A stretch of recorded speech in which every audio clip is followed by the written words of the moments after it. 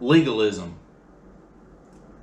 I looked up the definition of legalism. We say it, if you've been around church any period of time, you've always heard the word legalism and people talk about it.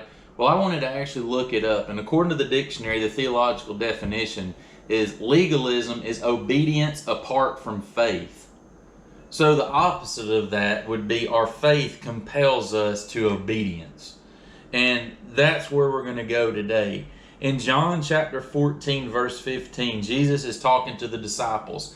They are at the Last Supper. They had just got through. The disciples were arguing about who was the greatest. And then Jesus, without saying a word, just gets down on the floor and starts serving them and washing their feet. Well, then he starts teaching them. And one of the things that he teaches them, he says in verse 15 of chapter 14, he says, "If you love me, you will keep my commands. And I will ask the Father, and he will give you another counselor to be with you forever.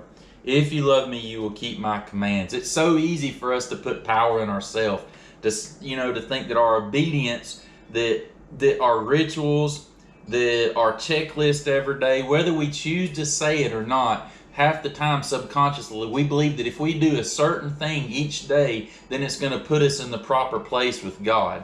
There is nothing that we can do to put us in the proper place with God other than having faith in Him and that He saved us through His death and resurrection. So we subconsciously think, if I do this, God will be proud of me. If I do this, I'll be able to work myself into good standing with God. If I do this, it'll help me. If I think this way, then I'll be able to feel better. If I have a good mindset, a positive attitude, it's going to help me get through the day and not be beat down. Let me tell you, we are powerless. We are hopeless. We are not enough. We are wicked beyond measure. The hope, the purpose, the joy, everything in our life is built upon Jesus, not about checklists.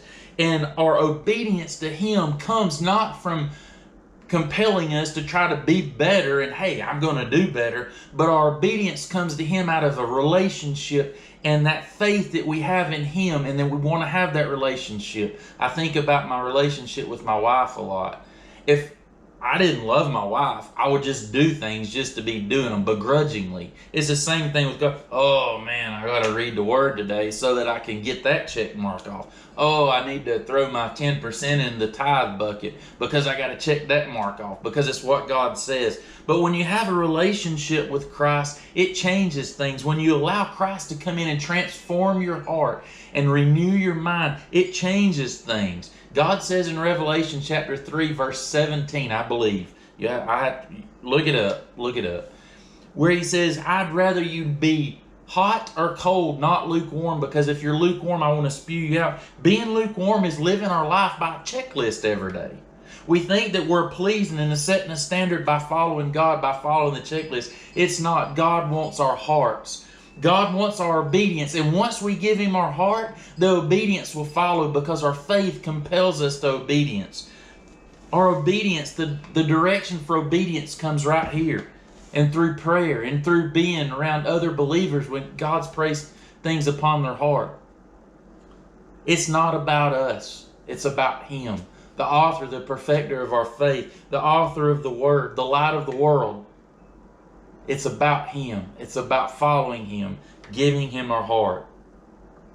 And obedience through faith in a relationship with Christ. So let's get off the checklist.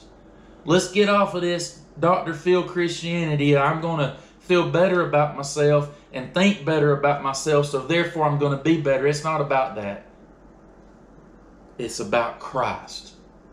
Allow Him to fill our lives, every action, every word, every thought take captive. Allow God to saturate our lives. Allow the Word to saturate your life so that you can live for Christ out loud, and allow Him to give you joy, to give you purpose, to put an awesome trajectory on your life, to get you through hard times, to pull you through the valley, and to allow you to celebrate on the mountain.